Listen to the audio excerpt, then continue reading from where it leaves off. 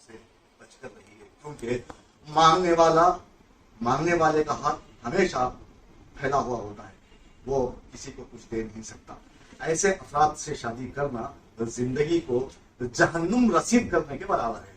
तो अब मैं ये चाहूंगा कि अरशद नवाब जो नामी गिरामी शख्सियत है, हैदराबाद की बहुत बड़ी शख्सियत है, जिनके नाम का डंका बजता है फिल्म इंडस्ट्री, मैं चाहूंगा कि वो जहेज की लानत पर कुछ कहें। नवाब साहब, आप कुछ अल्लाह अकबर, अस्सलाम वालेकुम। ग्लोबल टच फाउंडेशन के सदर मोहतरमा रफिया मैडम ने मुझे दावत दिया यहाँ आने के लिए। एक ग्रुप डिस्कशन रखे हैं जिसका अहम मुद्दा है जहेज एक लानत है। तो मैं चाहता हूं कि दुनिया में बहुत सारी चीजें हो रहे हैं, वो होते जा रहे हैं, मगर हमारे माशरे के अंदर में जो जहेज का एक लानत चल रही है मुसलसिल, उसके लिए मैं मुसलसिल अपना मुहिम चला रहा हूं। जहेज एक ऐसी चीज है, सुन्नत रसूल निकाह है।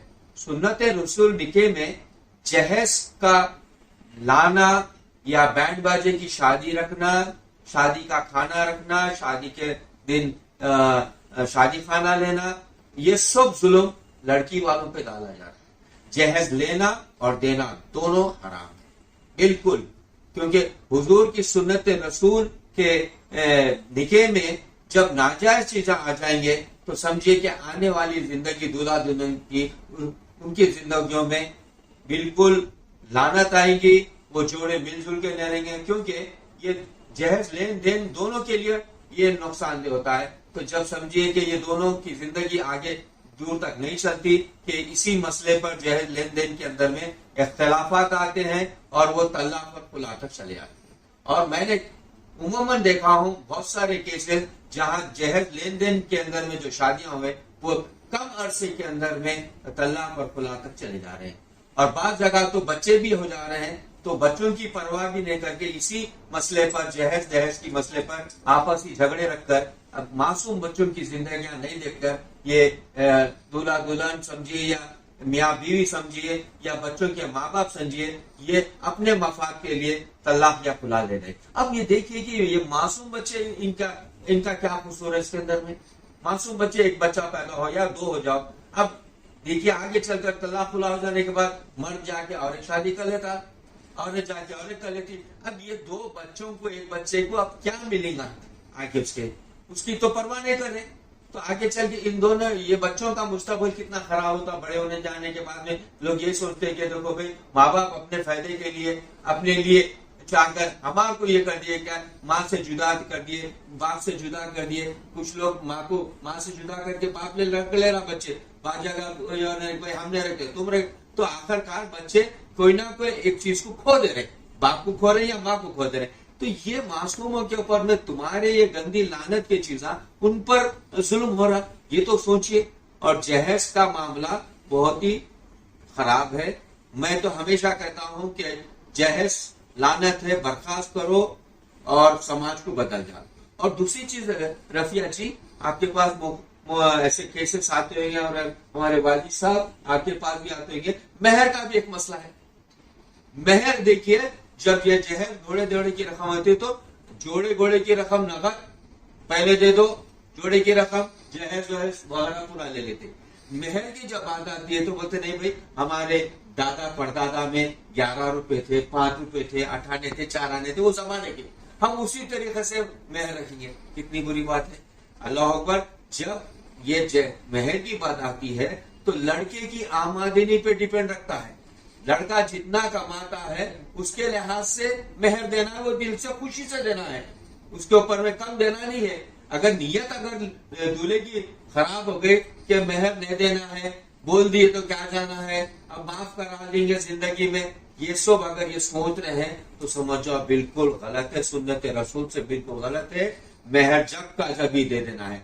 मेहर देने में खोटा ही लाएंगे दिलों में कि दे दो, चला लो, बोल दो, देना तो नहीं है, तो ये बातें बहुत गलत होते हैं, बहुत गलत होते हैं। मेहर का मकसद बहुत बड़ा है निकाह के अंदर में। और मैं ये चाहता हूं कि शादी से पहले दूल्हा दुल्हन को निके के बारे में समझाए, क्या हुकूक होते हैं दूल्हे के, क्या हुकूक होते हैं दुल्हन के, ये अब उनके जिम्मेदारियां हुकूक समझाएंगे तो पता चलेगा कि उन लोगों को ये निके की अहमियत क्या है। अब अक्सर तो आप पूछिए शादियों के निके में क्या बोलते, उसको कुछ नहीं मालूम, लड़की को भी कुछ नहीं मालूम निके में क्या पढ़ा जाता है, निकाह क्यों करा जाता है, और लड़की की अहमियत क्या है, लड़के की अहमियत क्या है, ये दोनों में जो जिंदगियां चल रहे हैं तो दोनों की जिम्मेदारी एक दूसरे के ऊपर में क्या है ये मालूम ही नहीं है। क्योंकि जहेज के ऊपर में परसों एक हिस्सा में देखा वाजिद भाई रफिया जी के जहेज की पूरी लिस्ट आ गई, उन्हें एक आइटम या 2 आइटम कम करे तो वो दूल्हे वाले वो शादी को कैंसिल कर दिए, जबकि शादी की तारीख भी लग गई थी। लड़की वाले परेशान हो रहे कि भाई क्या है, नहीं आप 2 आइटम कम दे रहे, लिहाजा दूसरे जने आइटम दे रहे, हम उधर करते। लड़की की अहमियत इतनी गिरा दी, लड़की की अहमियत इतनी बड़ी है शादी का मकसद में, निके के मकसद में वो तुम्हारे से शादी करके तुम्हारी नस्लों को पैदा करके उन्हें बड़े करती है, तुमको जिंदगी तमाम तुम्हारी खिदमत में लगा देती है। उसको आप पैसे के अंदर में तो कोई ज्यादा पैसा दूंगा मैं जहेज का या जोड़ी की रकम ज्यादा दूंगा तो वहां चले आएंगे इनको कैंसर, तो लड़की को देख रहे नहीं, खाली पैसे को देख रहे हैं। पैसा जहां ज्यादा दूंगा जहेज ज्यादा दूंगा, वो लड़की कैसी भी हो क्या भी हो चलो हम वहां कर देंगे। मगर बच्चों के दिनों में कितनी तकलीफ होती है, उनके जिनके माँ बाप नहीं देख सकते तो उनकी मायूस चेहरे हो जाते हैं। आप नौजवान नस्ल को क्या हिदायत देना? नौजवान नस्ल को ये हिदायत दे रहा हूँ, वैसे तो मेरे पास नौजवान नस्ल के बच्चे आ रहे हैं और बगैर जोड़े घोड़े की रकम की शादियां कर रहे हैं, उनको ये एहसास हो गया है कि ये चीज गलत है और ये अमल हो रहा है। आजकल के नौजवान बच्चे बोल रहे हैं कि नहीं ऐसा नहीं, वालिदैन को भी समझा करें और वालिदैन भी समझ गए कि भाई जहेज एक लानत है, जब लानत घर को लाएंगे तो लानत से भरा घर रहेगा, उसकी जितना सामान जहेज का रहेगा घर के अंदर तो दूल्हे का क्या रहेगा उसके अंदर में कुछ भी नहीं। हाँ? और उसके लाए हुए चीजों पे राज करेंगे तो उसको तकलीफ ये होती है कि मेरे माँ बाप अभी तक उसका खर्चा नहीं दिए, आज उसके सामानों को इस्तेमाल कर रहे हैं, गाड़ी इस्तेमाल कर रहे हैं, सब कुछ। तो भाई मर्द आदमी वो होता है कि औरत के पैसे की जिंदगी नहीं गुजारना। मर्द आदमी वही होता है कि मेरे को कुछ नहीं चाहिए, मैं बीवी को मैं रखूंगा, मैं इसे दिल से लगा के रखूंगा क्योंकि मेरी नस्लों को पैदा करेंगे, जिंदगी तमाम की वो मेरी पार्टनर है, तो उसके लिए हमको कोई पैसों की जरूरत नहीं है। तो तभी जाकर ये जिंदगियां संवर के रह सकते हैं। अगर लड़की को और पैसे के को तोला जाएगा वो लोग लानत भरेंगे और जिंदगी भर ये लोग पछताते रहेंगे। और अक्सर मैंने देखा ये भी कि झगड़े हो रहे हैं कि लड़का क्या कर रहा है कि झगड़ों की वजह से माँ बाप को अलग कर देते, बीवी माँ बाप बीवी को लेके अलग। मैं बोला मियाँ ये क्या हो रहा है? नहीं भाई हमारी मियाँ वो जब तक माँ बाप तुम्हारे साथ है, तुम माँ बाप के साथ है, तुम्हारे साथ नहीं है, जब तक तुम्हारे माँ बाप तुम्हारे घर में साथ में है ना, तिजोरी नहीं जबकि खजाना है, उनकी नजरे करम तुम पर और तुम्हारी बीवी पे रहेंगे ना तो वहां पे नियामत बरसेंगी, बरकत रहेगी। और इनको निकाल देंगे तो तुम उनसे दूर हो जाएंगे तो उस घर के अंदर लानत भी उतरेगी और तुम पर तुम्हारी बीवी बच्चों के ऊपर में मुस्तकबिल बिल्कुल खत्म हो जाएगा। तो मैं यही कह रहा हूँ कि मुझे खुशी इस बात की हो रही है कि अक्सर बच्चे नौजवान बच्चों में ये बात आ चुकी है कि हम जहेज नहीं लेंगे, ऐसी लानत से दूर हो जाएंगे। और उनके माँ बाप भी इस बात पे खुश हो गए कि हमारी आल औलाद हमारे जहेज वगैरह से दूर हो जा रही है, लानत हो जा रही है और महर उसी दिन दे देना चाहिए। तो इसी तरीके से जिंदगी गुजारेंगे तो उनके बच्चे भी अच्छे निकलेंगे, उनकी नस्लें अच्छी रहेंगी।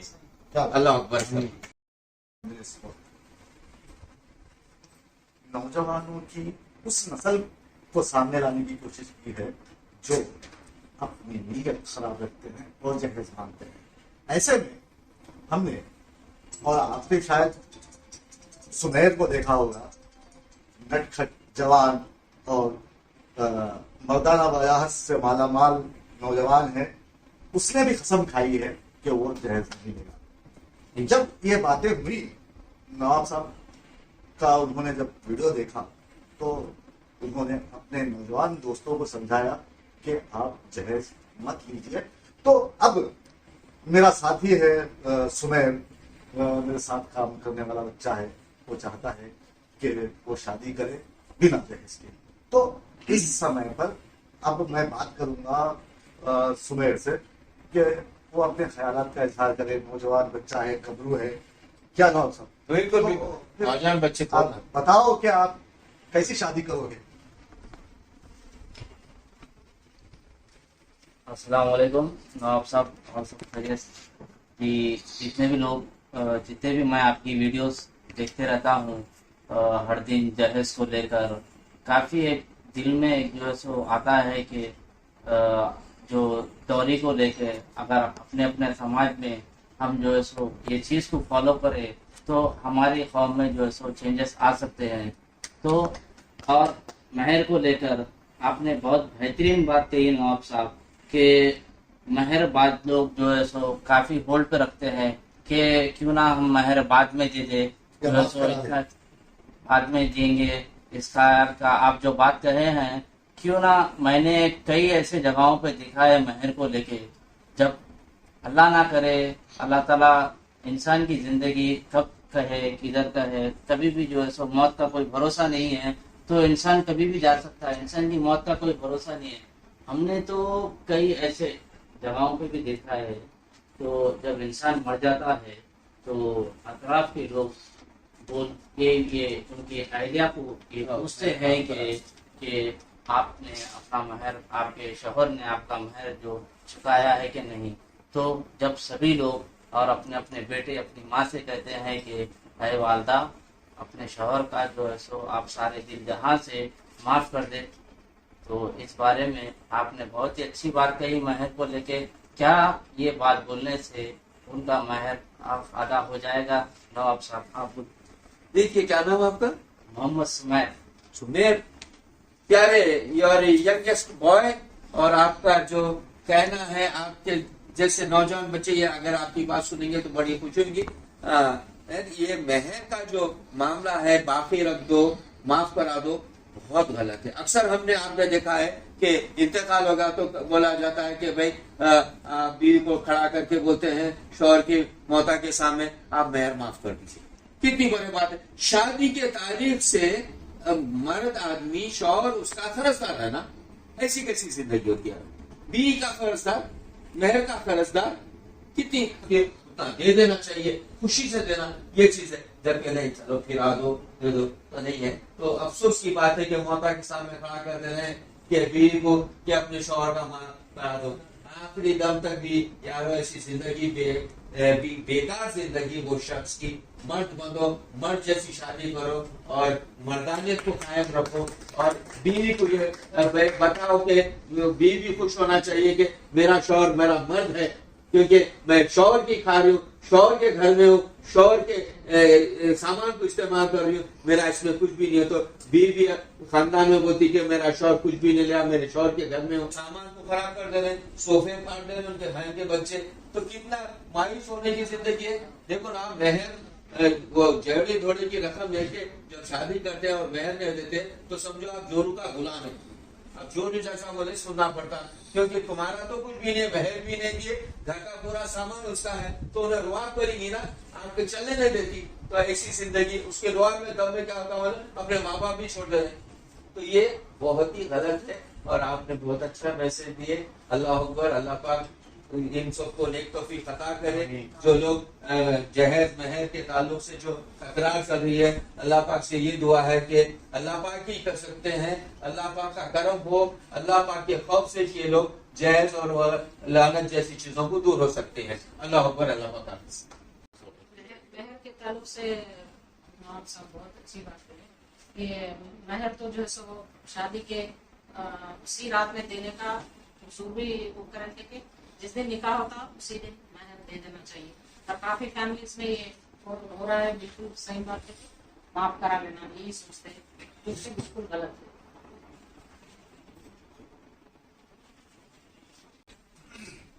है। सुना कि नवाब ने बड़ी अच्छी बात कही कि लालच को छोड़िए और बीवी को अपनाइए और जहेज से। रफिया मैडम कहती हैं कि हर नौजवान लड़की जिसकी शादी की गई है वो दोनों ये शेर दोहराए,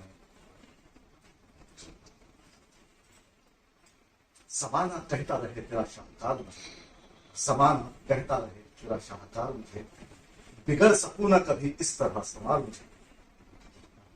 दोस्तों, आप देख रहे थे प्रोग्राम टीवी। मुझे भी दे इजाजत। आदाब, शुभ।